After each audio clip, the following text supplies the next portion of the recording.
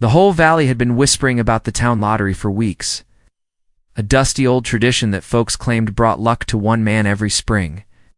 Some said it was only a scheme to draw crowds, others swore it changed a life every year.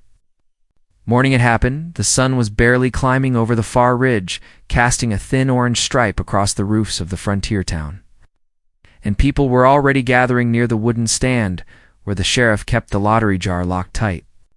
Horses snorted in the cool air, wagons rattled across the street, and every eye settled on the slip of paper that could turn a poor man into a rich one. That was what everyone believed. That was what he believed too, as he stood there clutching his ticket and hoping for the first lucky break of his hard life. He had spent years working on other men's land, mending fences, sleeping in barns, and chasing wages that always fell short of what he needed. His boots were worn, his jacket patched, and his pockets nearly empty. Still, he carried a stubborn kind of hope that made him keep going. Folks in town knew him as the quiet type who stayed out of trouble and did his work without complaint. He showed up before sunrise, left after sundown, and never spoke more than a few words unless someone asked him directly. But this morning, as he brushed dust from his trousers and stepped forward with his ticket, he let himself imagine something better. A piece of land, a small ranch, a chance to start a new life. The sheriff opened the jar with a slow twist, letting everyone lean forward. The crowd buzzed like flies around a watering trough. There were ranchers in clean vests, shopkeepers pretending they didn't care, and cowboys who had tossed in their last coin hoping to become rich overnight. But there was only one ticket that mattered, and the sheriff knew it well. When the slip was pulled, unfolded, and held up high, it felt as though the whole town exhaled at once. His number, his ticket, his chance. A few folks clapped, some nodded, with polite smiles, and a couple of men looked jealous. For the first time in a long while, he felt heat rise toward his throat, not from shame, but from something close to pride. He stepped forward, expecting the sheriff to hand him silver coins, maybe a deed to land or even a small chest with something valuable inside. Instead, the sheriff motioned for the crowd to part. The murmurs shifted, uneasy and oddly quiet. Then a wagon rolled forward from behind the building, and a blanket covering the back was pulled aside. Gasps rippled through the crowd. Inside the wagon sat a young Apache woman with her ankles bound lightly and her hands resting in her lap. She looked up, not with fear, but with a steady calm that unsettled him more than anything. Her eyes were dark, sharp, and full of something he could not name. A windswept strand of hair rested on her cheek, and the rest fell over her shoulders in long braids, decorated with simple beads. Even after what must have been a long capture, there was dignity in the way she sat, as if no rope or rule in this town could truly touch her spirit. Someone behind him muttered that the prize this year was different. Someone else whispered that the army had traded her to the town after a raid. A few folks spoke too casually, calling her a slave as if she were nothing more than an object tied to the lottery. Their words made his stomach tighten. He had dreamed of money, land, cattle, anything that could free him from the weight of his life. Not this. Not a human being handed to him as if she were a bundle of goods. He felt the eyes of the crowd on him, waiting to see his reaction, waiting to watch the show. The sheriff cleared his throat, giving him a firm nod, as if expecting gratitude. He felt a chill. The valley had changed over the years, and when strangers traveled through, they brought rumors of captured tribes, traded captives, and unfair arrangements that everyone hated but nobody stopped. This town, tucked far from large settlements, clung to old ways that did not sit right with him. Still, he had not expected the lottery to be part of those ways.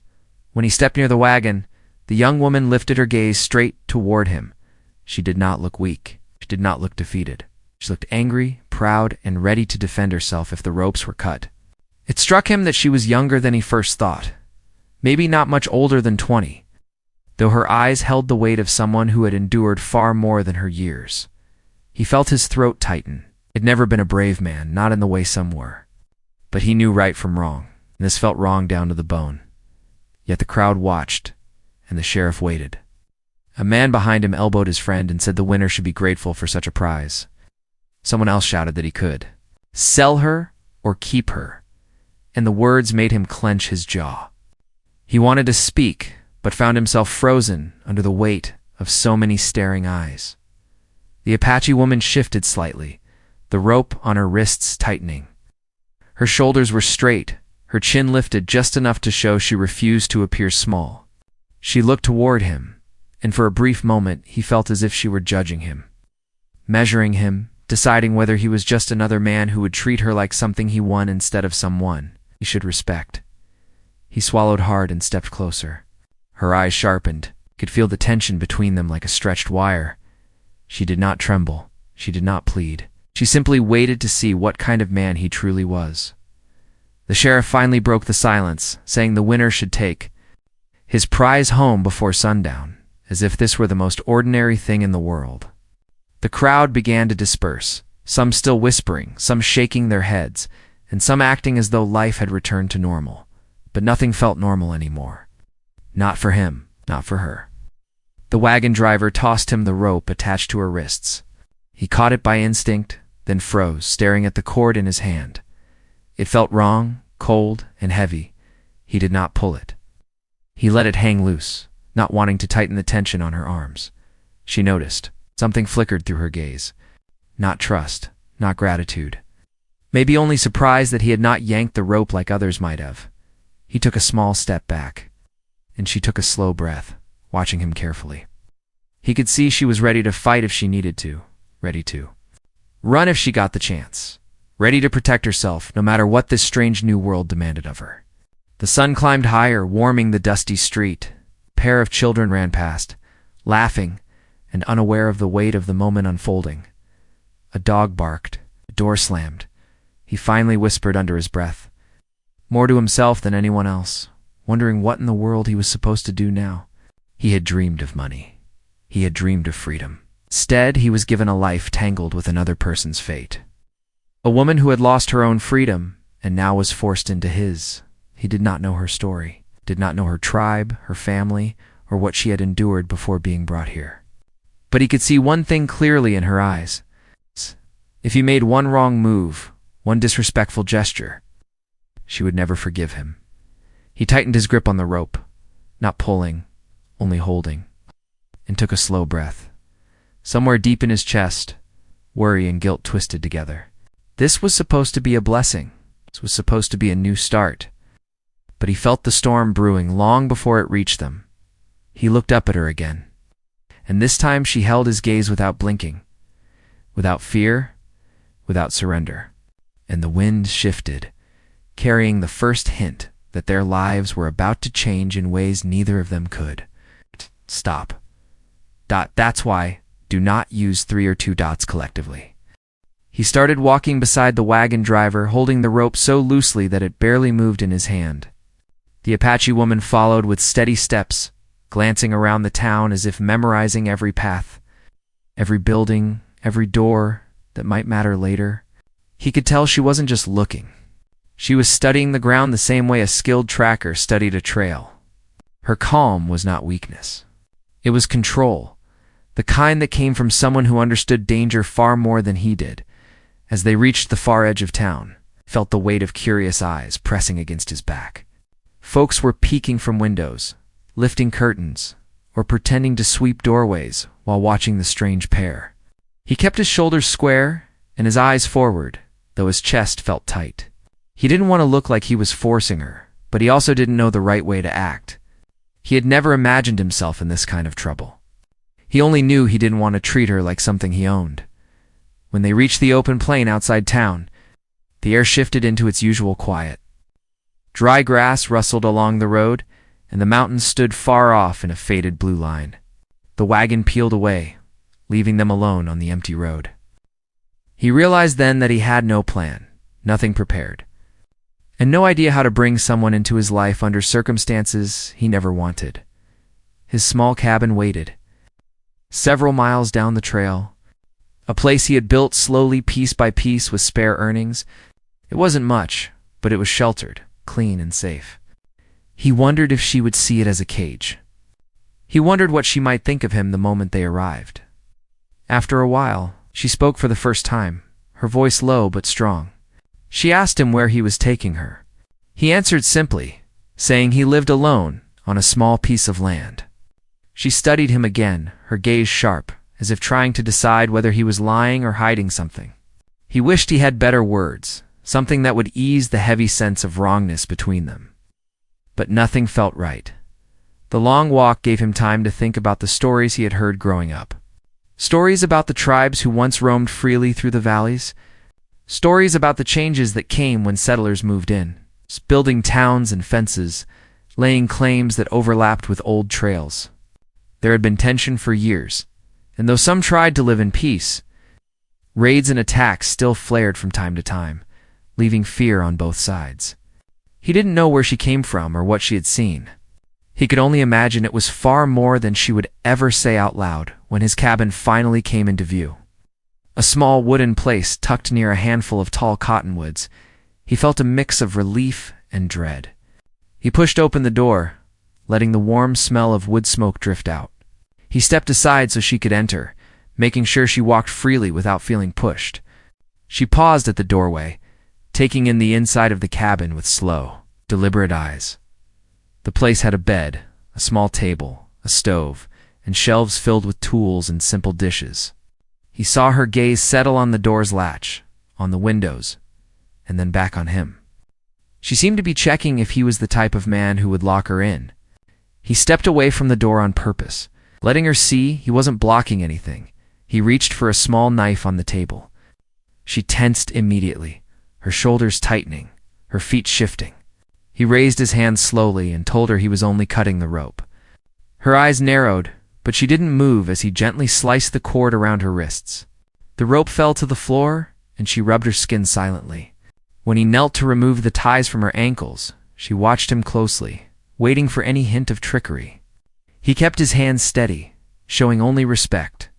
When she was free, she stood tall, straightening her shoulders, reclaiming her sense of dignity, inch by inch.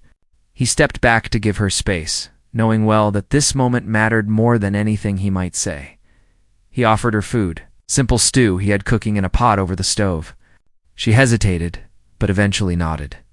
As she ate, he worked quietly around the cabin, giving her room while he pretended to stay busy. But inside, he was wrestling with the truth. He did not win wealth. He did not win land or fortune. He won a responsibility he never asked for, and a conflict he didn't know how to manage. Nightfall came slowly, dusting the sky with shades of pink and gold. She stood near the window, looking at the fading light as if it held memories he could never understand. He wondered what she was thinking, what she missed, and what she feared. But he didn't press her with questions. He knew she owed him nothing. Later, she turned toward him with a steady look, asking how he felt about what the town had done. The question hit him hard. He answered truthfully that he did not agree with it, and that he wasn't going to treat her as a prize. She looked at him for a long moment, searching his face for any sign of deceit. Whatever she saw made her expression soften just slightly. Though her guard remained firmly in place, she then asked why he had even joined the lottery in the first place. He told her he wanted hope, a second chance, a way to finally stand on his own instead of living under someone else's roof. He expected her to turn away, but she held his gaze with quiet intensity, almost as if she understood the feeling of being trapped in a life you didn't choose. Rain clouds gathered late that night, rolling across the sky like slow-moving shadows. A soft drizzle began tapping on the roof, filling the cabin with a gentle sound. She sat near the fire, watching the flames flicker while he worked on a broken piece of furniture to keep. His hands busy, there was a tension between them that never quite eased. She didn't trust him fully. He didn't blame her. But there was also something else, something unspoken that kept pulling their attention toward each other. A curiosity. A question neither dared to voice. A fragile piece that could shatter with the wrong step. Before turning in for the night, he offered her the bed, saying he would sleep near the fire. She studied him again, surprised, maybe even unsure of why he would give up comfort for her. She accepted the bed silently, though she waited until he settled near the hearth before moving to it. He lay awake for a long while, listening to the rain and thinking about everything that had changed in a single day. He had always lived quietly, avoiding trouble and working hard to earn whatever little he could. Now trouble sat under his roof in the form of a proud young woman who had every reason to hate him, yet remained calm and observant.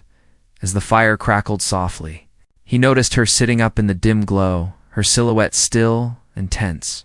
She wasn't asleep. She was listening, watching, staying alert. It struck him again that she was far from helpless. She was waiting for something, maybe a chance, maybe a threat, maybe a moment when she could decide her own fate again. He wondered what the town expected him to do. He wondered if the sheriff would come checking. He wondered if the people who traded her away had stirred a deeper trouble he couldn't see yet. The valley had been quiet lately, too quiet. News of raids and missing people had spread. The old trails were no longer safe. Just as he closed his eyes, a faint sound came from outside. It was small, distant, easy to miss. But she heard it too. She sat up quickly, her eyes fixed on the door. He rose slowly, feeling the same unease crawl across his skin. The rain softened. The wind shifted. Something or someone was out there, watching them through the night, and he sensed that this was only the beginning of a storm that neither of them could escape. He moved toward the door as quietly as he could, every board under his feet sounding louder than it should. The Apache woman had already slipped from the bed, her feet silent on the floor, her eyes turned to the shadows under the doorframe. She held herself ready, not like someone frightened, but like someone who knew danger and had learned to face it with clear senses. He lifted the latch and eased. The door opened just enough to look outside. The rain had thinned to a fine mist, brushing against his face. In the dim light from the dying fire behind him, he could see little more than the dark yard. The outline of the corral and the slow sway of cottonwood branches. The night was still. Too still, even the crickets had gone quiet. He stepped onto the porch, the cool air hitting his chest, and listened. For a long breath, there was nothing. Then, faintly from somewhere near the tree line, he heard it again. A soft rustle. A footstep that did not belong to a deer. A saddle leather creak. The sound of someone shifting their weight, trying not to be heard. He spoke in a low voice, without turning around, telling her to stay inside. She answered just as quietly that she was not staying behind a door while someone watched the cabin. There was no time to argue. He knew from the stubborn set of her voice that she would not listen anyway. He stepped off the porch and walked forward a few paces, trying not to show how tense he was. The yard stretched out in gray shapes. His old plow cast a crooked shadow in the weak light. The fence posts stood like silent sentries. He could not see anyone, but his skin prickled. He knew when he was being watched. Years of working cattle at night and running supplies through lonely stretches had sharpened his senses, and they whispered the same warning. A horse snorted in the distance, followed by a soft murmur that might have been a voice carried on the wind. Then, as if whoever was out there sensed how close to being found they were, the sounds faded. A minute later, he heard hooves moving away at a slow, careful pace. Whoever had come had decided to leave. He waited a while longer, listening, counting his breaths. When it was clear the visitor or visitors were gone, he went back to the porch. She stood just inside the doorway, eyes narrowed, jaw tight. She did not ask what he had heard. She already knew. He told her anyway, saying that someone had been near the trees, watching them. Then riding off toward the far ridge darkened. In a quiet tone, she said there were only two kinds of people who came creeping at night toward a cabin like this. Her own people, or settlers looking for trouble. Either way, it meant danger. He knew she was right. If those were her people, they would not take kindly to finding one of their own living at a settler's place after being traded away like stock. If it was someone from town, then the prize from the lottery might not be the end of it. Men who traded in captives did not always stop at one bargain. They slept little the rest of the night. He dozed near the fire with his rifle close by, not because he wanted to use it, but because he did not want to be the one caught unprepared. She stayed on the bed but never fully rested, every sound causing her eyes to open. Tracking the shadows along the walls, by dawn, a gray light seeped into the cabin. He stepped outside and walked the yard, his boots leaving fresh marks in the damp earth. It did not take long to find tracks near the tree line. 2 horses, maybe 3, had stood there for some time. The prints were careful and light. It's the kind made by riders who knew how to cover their trail. She joined him without a word, kneeling to study the ground. Her hands moved over the tracks with practiced ease. She said the riders were not from town. The horses had been shod, but their riders moved like people used to the open land, not like clumsy townsfolk. She pointed to a smaller mark, the print of a moccasin pressed near the edge of a root. Her own people. Her voice went soft when she said it. Not gentle, but full of something heavy. Worry? Anger? Maybe both. She explained that scouts often moved ahead of the larger group, checking the valley, watching the town, keeping count of who passed through. If scouts had seen her here, everything would change. He felt his stomach twist. He had thought his trouble would come from the town. Now he realized it might come from both sides. Her tribe would think he was just like the others. A man who kept a captive. A man who rolled a wagon into the hills and boasted about a prize. He tried to tell her he had no wish to hold her, that he was only trying to keep her safe until he could find a way to fix what had been done. The words felt clumsy, shallow compared to the life she had lost. She listened, but her jaw remained tight. She reminded him that safety meant different things to different people. To her, safety was not in walls she did not choose and in a bed she did not want. Safety was in knowing her people were near, that she could walk free without needing the approval of strangers. The main conflict between them settled, like a weight they both carried. He felt responsible for what the town had done, even if he had not asked for it. She felt trapped, even if the rope was gone. They stood in the yard, close enough to feel each other's breath, but far apart in every other way. Back in town, trouble was brewing too, though he did not know it yet. The sheriff had not felt entirely right about the trade, though he buried that feeling under talk of order and keeping the peace with the soldiers who passed through. The churchman had shaken his head in private, uneasy with the sight of a woman given away as a prize, but he had said nothing out loud. And there was one rancher, bitter and harsh, who had thrown in his coin and lost, then went home stewing over the fact that a near penniless drifter had walked away with something he wanted, not a person to care for or protect. Simply another possession, one more proof of status. That rancher sat at his table that morning, turning his coffee cup slowly, thinking of ways to right that wrong in his own mind. He was the sort of man who believed the land, the town, and even the people in it were there to serve him. To a man like that, pride was worth more than decency. When he heard from a young stable boy that scouts might have been seen on the ridge, he put 2 thoughts together in a way that meant danger. Apache riders near the valley, plus an Apache woman in the hands of a poor man outside town could only lead to trouble. He decided he would get to that cabin first, claim what he believed was owed to him, and maybe strike a bargain with whoever was watching from the hills. Back at the small homestead, the day wore on in slow tension. He set about his usual chores, chopping wood, tending the small garden patch, and checking the fence line. He did everything with a mind half on the work and half on the woman staying near his cabin. She did not sit idle. She wandered the yard with sharp eyes, marking the paths, counting the steps from door to tree, from tree to creek. She moved as someone who might need to flee at any moment. At one point she stopped by the corral and studied his old horse. She ran a hand gently along its neck, speaking in her own language under her breath. The animal quieted, ears relaxed, as if recognizing something calm in her voice. He watched from the porch, struck again by how quickly she made herself part of the land even while being held apart from any true sense of home. Later in the afternoon, when the sun burned high and the air turned warm, she spoke again. She asked him about his life before this valley. He had never told anyone much, not even the few friends he had, but something about the way she asked, straightforward and without pity, made him answer. He told her of growing up as a hired hand, moving from ranch to ranch, never staying long enough to plant roots. He told her about a bad winter when he lost what little he owned and slept in barns with the animals, working for food instead of wages. He said he had always dreamed of a small place of his own, with good soil and a few head of cattle, nothing grand. Just enough to breathe without someone else's boot on his neck. When he spoke of the lottery, his voice turned bitter. He had thought he was buying a chance at that freedom. Instead, the town had handed him a living reminder of how little power he truly had.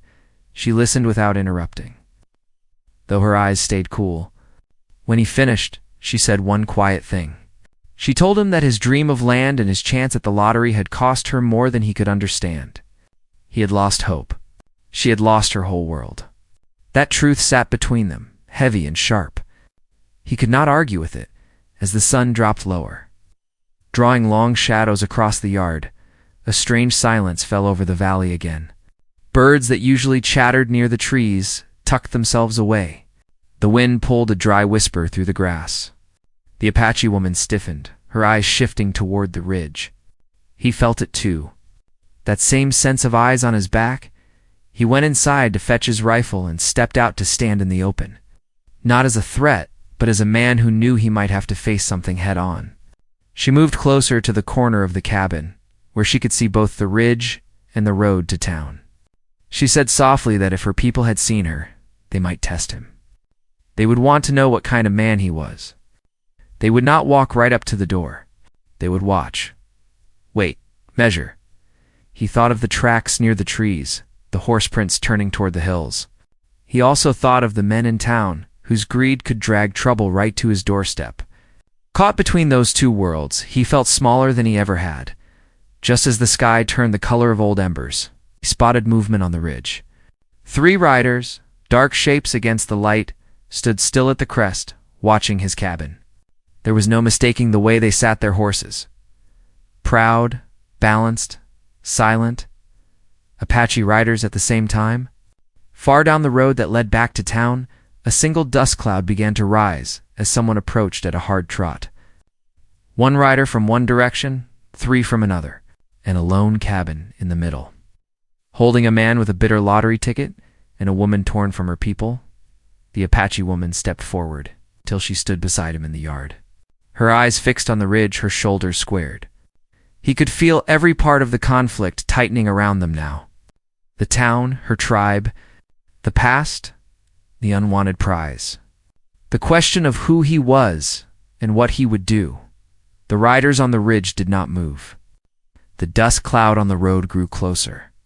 The air held its breath, and he understood that whatever choices he made in the next hours would decide not only his fate, but hers, and perhaps the fragile peace of the whole valley. The riders on the ridge did not budge, standing like carved figures in the fading light. Their horses held still with the kind of discipline that only came from experienced warriors. The Apache woman's breath slowed. She whispered that they were watching for signs of danger, waiting to see if she was being harmed or forced.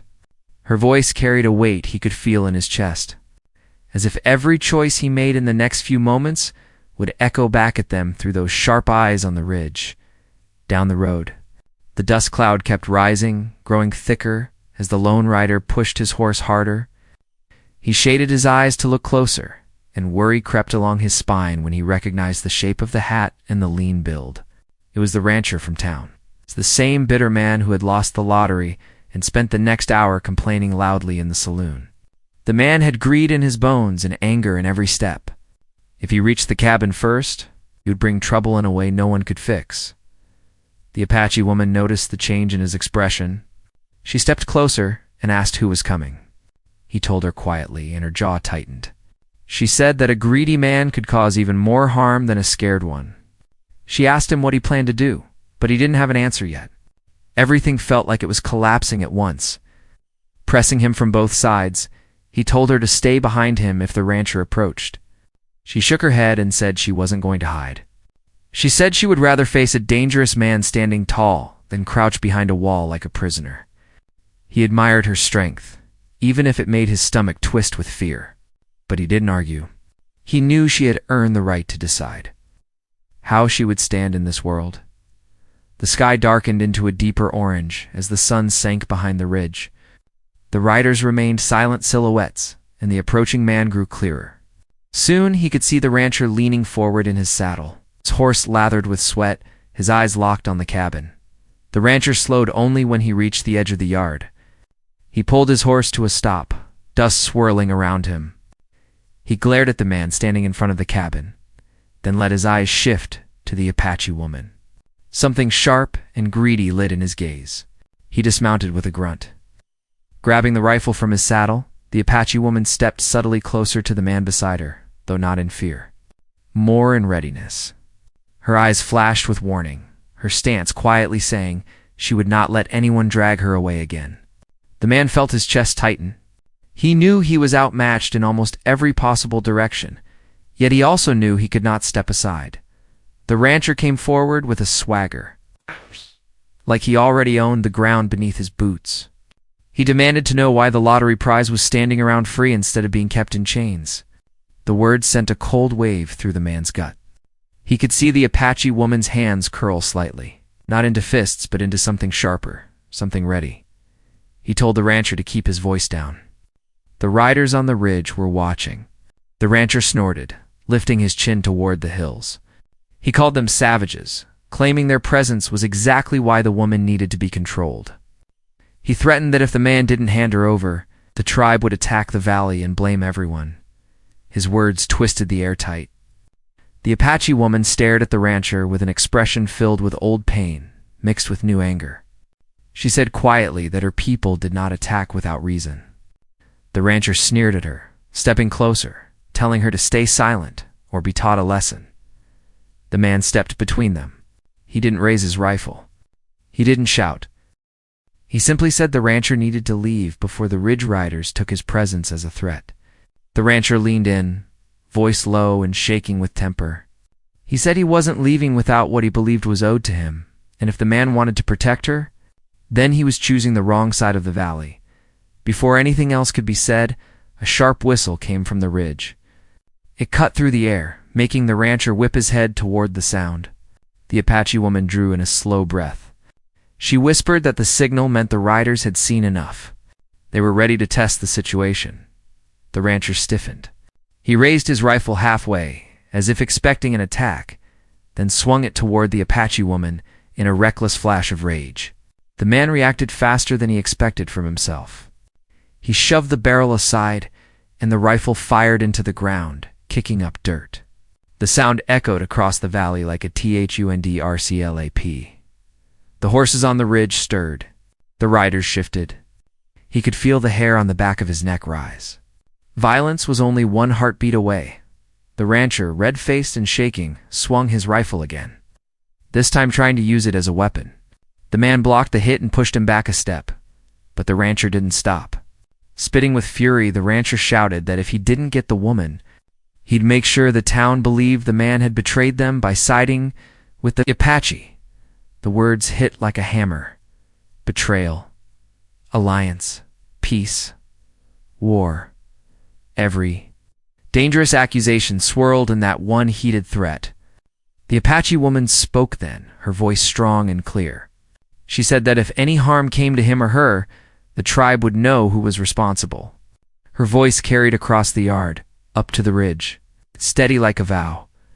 The rancher turned his anger toward her again, but this time she didn't back away.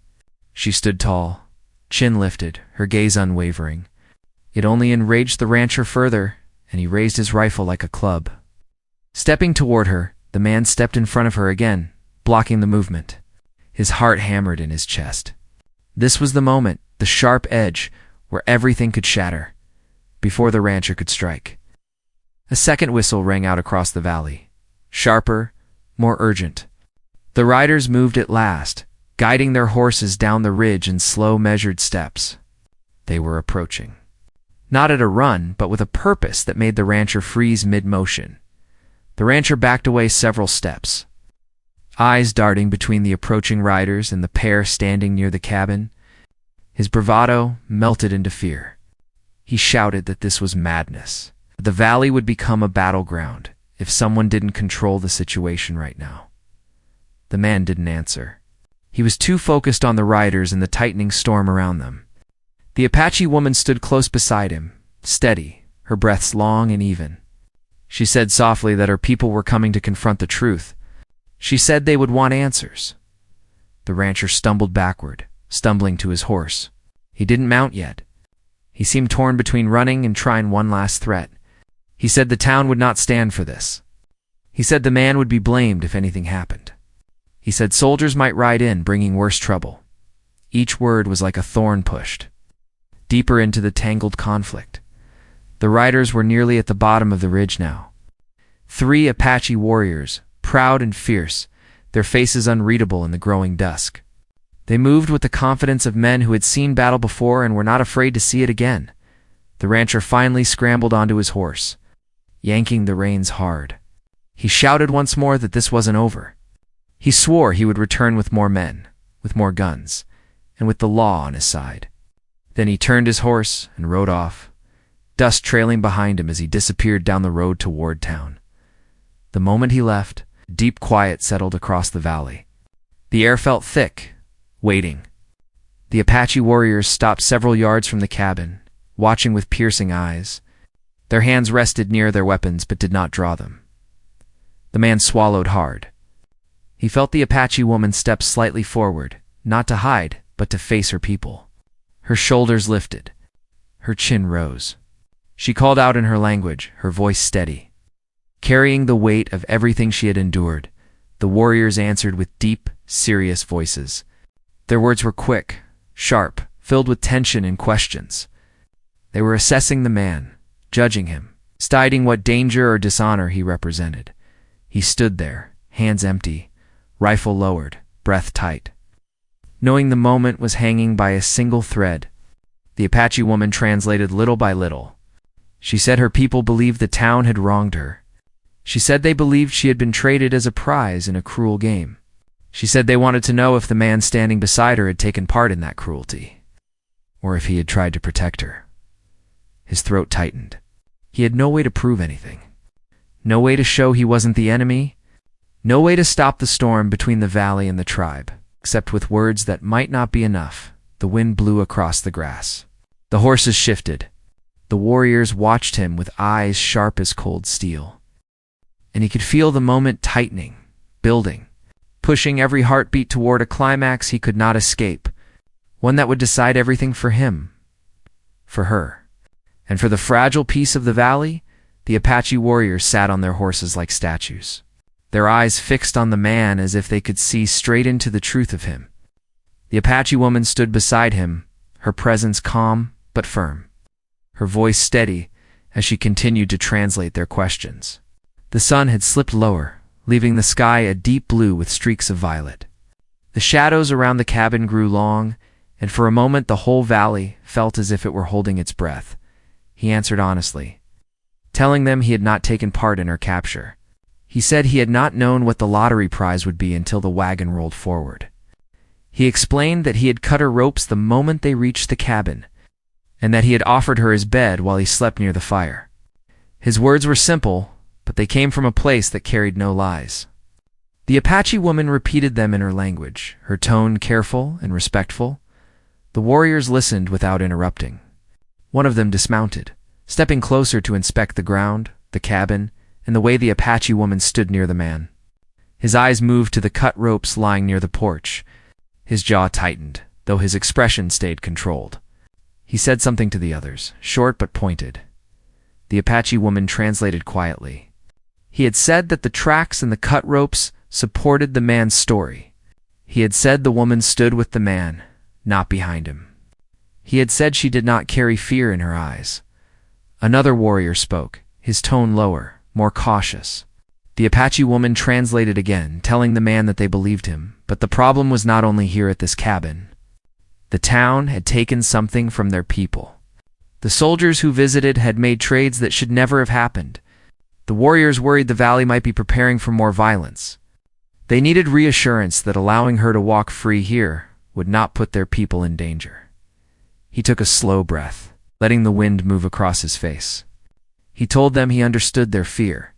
He said the town lived in fear too, though for different reasons. But he promised he would not allow anyone to harm her under his roof. And he promised he would speak with the sheriff, telling him the trade had been wrong and that he would no longer allow the woman to be treated as property. He did not pretend to have power in the valley, but he offered his voice, his word, and his willingness to stand between the two sides, The Apache woman repeated his words, and the warriors listened. After a tense moment, the first warrior gave a small nod. He said if the woman chose to stay here, they would trust her choice. But they would watch. They would protect their own, even from a distance. And if harm came to her, they would return. The Apache woman translated the message. But she added quietly, almost too soft for him to hear, that they were offering trust because of her. She had told them he had shown respect. That mattered more to her people than anything else. The warriors turned their horses and began to ride back up the ridge, moving with quiet discipline. The Apache woman watched them until they became shadows against the darkening sky, till their silhouettes were swallowed by the hills. When they were gone, the yard felt different. Not empty, but lighter. The man let out a breath he didn't know he had been holding. The Apache woman stood beside him with her arms crossed, watching him closely. She asked if he meant what he said about speaking to the sheriff. He nodded, saying he could not undo what the town had done, but he could at least try to stop it from happening again. That night, neither of them slept much. The tension had lessened, but the valley still felt like a place caught between two storms. The man sat by the fire, listening to the crackle of the wood and thinking about how strange life could be. Winning the lottery had not brought him wealth or a fresh start on his own terms. Instead, it had dropped him straight into the heart of a conflict he had never expected. He looked toward the bed where the Apache woman rested. She was awake too, staring at the wooden beams above her with quiet thought in her eyes at dawn. He rode into town while she stayed behind, walking the cabin yard with a cautious watch. The road was still damp from yesterday's rain, and the hills were wrapped in a thin fog. The town seemed calmer than usual, though a few people whispered when they saw him tie his horse in front of the inn. Sheriff's office. The sheriff looked tired when he opened the door. The man didn't waste time. He told him the truth of what had happened, explaining the rancher's threats and the Apache riders who had come to check on her safety. The sheriff paled at the mention of that, rubbing his forehead. He admitted the trade had been made too quickly and without thinking through the consequences. He said the soldiers who passed through had pressured the town for fast bargains. The lottery had been a foolish attempt to handle the situation quietly. The man told the sheriff things were no longer quiet. He urged him to stop the practice and warned him that the rancher was stirring trouble. The sheriff sighed heavily and promised he would address it at the next town meeting.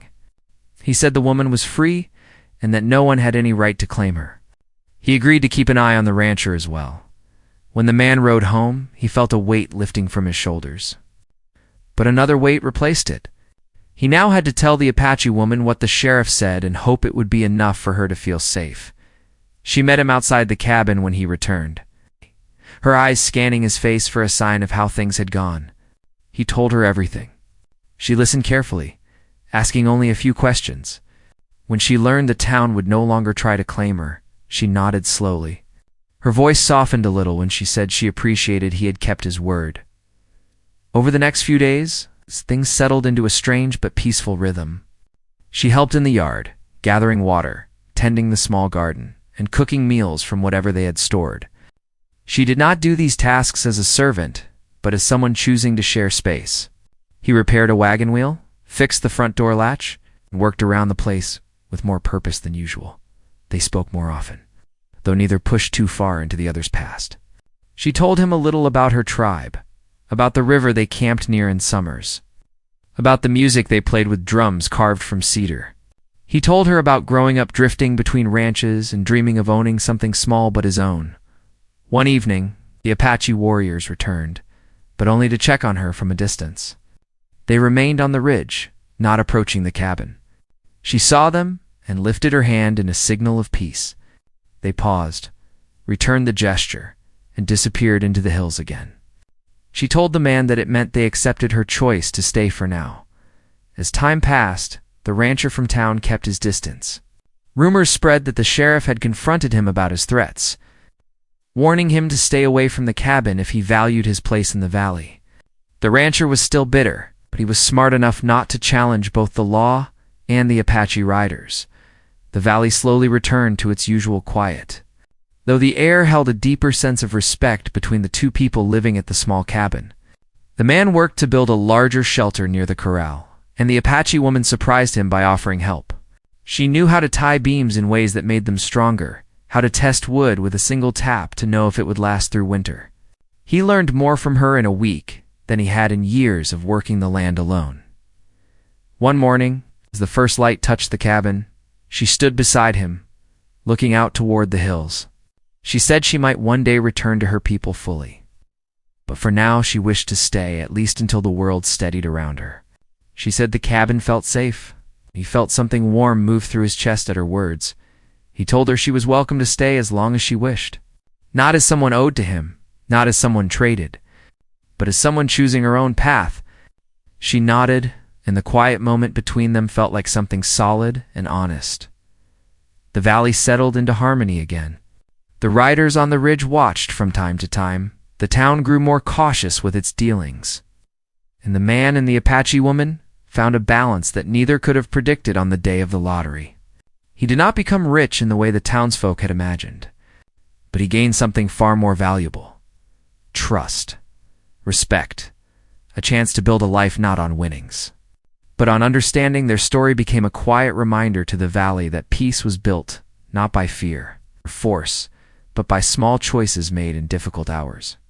And as the seasons turned, the cabin stood as a symbol of two worlds learning, slowly and steadily, to stand side by side.